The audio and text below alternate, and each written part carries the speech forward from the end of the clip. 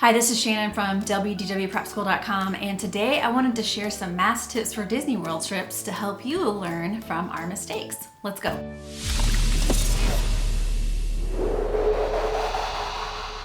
So one of the topics people seem to be very interested in right now when it comes to going to Disney World is how do you wear a mask in the Florida weather, which is a very good question and one that we learned a lot about during our recent trip. So I wanted to share that with you today. Let's just start with a very basic thing, which is masks are required, which is one reason that I feel so safe going. If the whole world was wearing masks, they would be so much safer right now. But Disney World is not messing around when it comes to masks.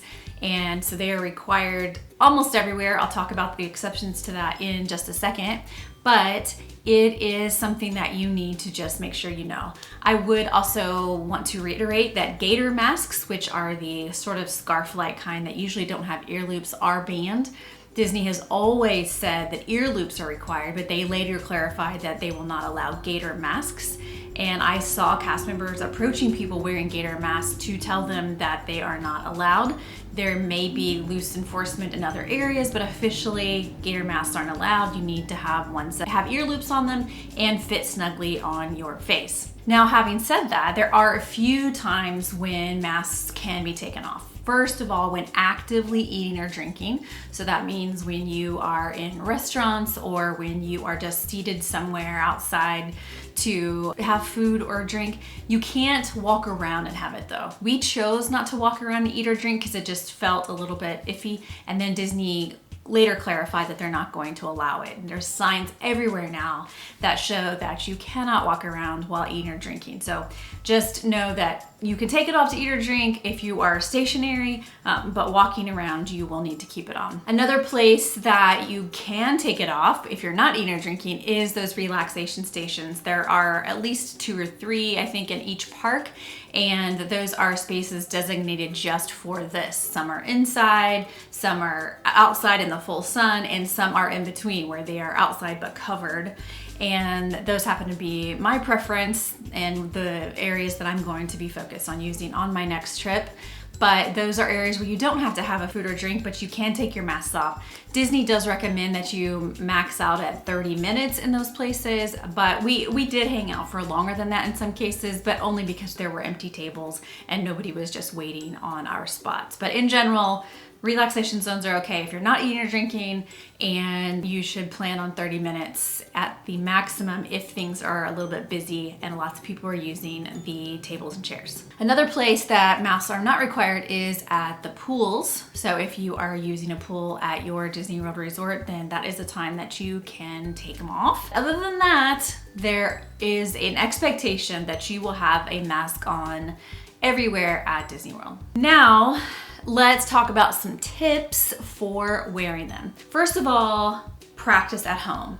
Now, this is something that, if you're like us, we've been at home for months for the most part and really trying not to go in public, but there has to be some steps between being at home and being in a theme park.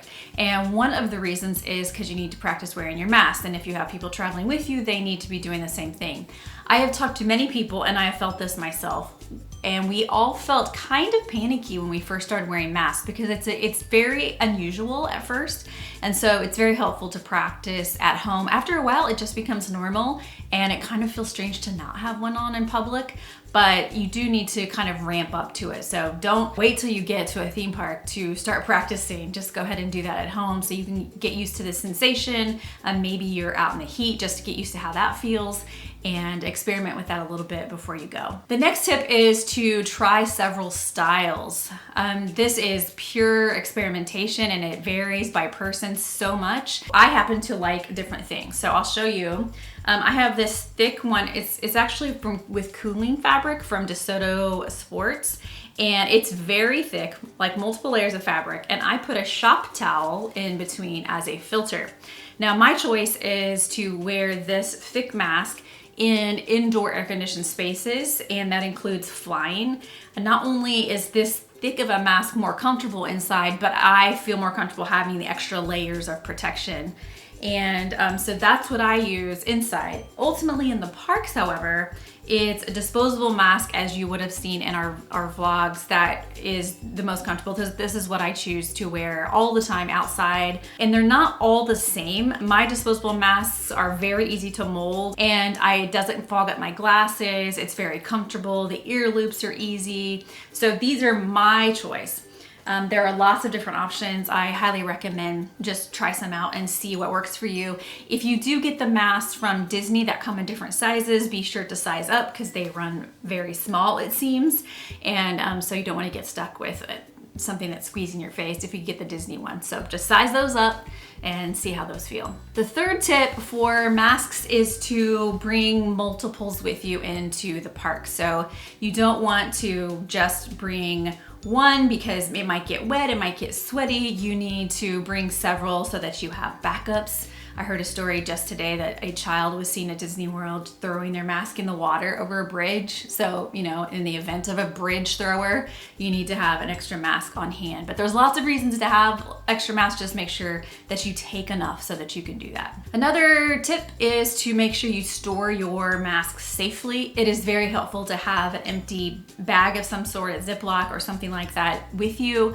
That way, if you sit down to eat, you can take off your mask to have a place to put it, or if you are switching out masks midday, you can put a dirty mask in a separate bag than your clean masks. That is super helpful, and so just make sure you're planning ahead for that. The next tip is to plan how you will clean your mask. So if you're using a reusable one like this, the advice is to wash them daily. But if you're on vacation, how are you going to wash it? Now, if you have a washer and dryer, that's obviously very easy. If you don't, then you will need to either go use the laundry facilities or hand wash it or something like that. But just make sure you know how that's going to work. You might go through more than you expect, so you'll need to have the ability to wash them and maybe reuse them later in your trip. The next tip is to protect your ears if needed. Now, I will say this varies a lot by person. My ears aren't bothered at all by any of the masks that I have tried, but as I was looking around at Disney World, lots of people did have modifications, so that because it did bother their ears.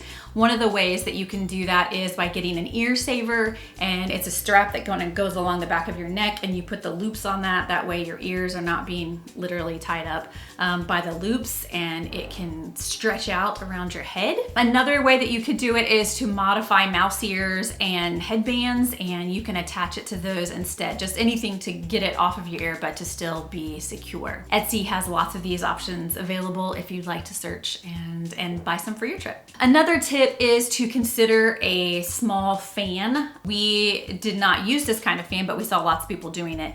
And the type of fan that I'm thinking of is one that goes around your neck, and it has two fans here to go up on your face just to cool off. You know, the masks do make you a little bit warmer.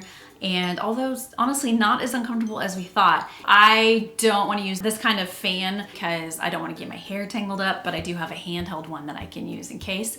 But this kind of fan this allows you to kind of cool off hands-free seems very convenient and very popular at Disney World right now. Another tip for wearing masks at Disney World is to make sure you hydrate. This is something you're going to hear us saying over and over and over and over again because it was one of the lessons that we had to learn. We nearly dehydrated ourselves before we learned it. And that is just to plan to hydrate. You cannot walk around and drink like you used to. So you need to, in your plans, think, okay, about every 60 to 90 minutes, I'm gonna stop and I am going to have some water. And we don't want you to be dehydrated during your Disney World trip because your mask is covering up and Disney's not allowing you to drink. So just build that into your schedule and you'll be fine. There's lots of time to go on rides. They're very short waits, so you can build an extra 10 minutes into your schedule for that. So that is our tips that we learned. I want to finish up by answering the question, does it ruin the magic? Because I think a lot of people think if things are different,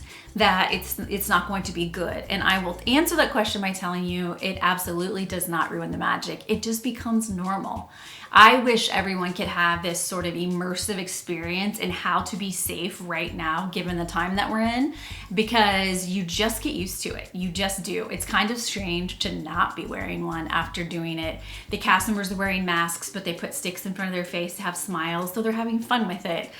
You learn to come up with new poses for pictures because you do have to leave your masks on for pictures. And in fact, Disney won't publish ride photos if the mask is not on in the ride photo, which is why it's taken a little bit longer to get those to show up in your account. I absolutely don't think that it has ruined the magic. And in fact, I love that they've adapted and found new ways to have fun and also be safe at the same time. So if you have any other tips that you'd like to share, I'd love to hear those in the comments. If you want to be sure to catch future videos, be sure to subscribe to the channel. And thanks for joining.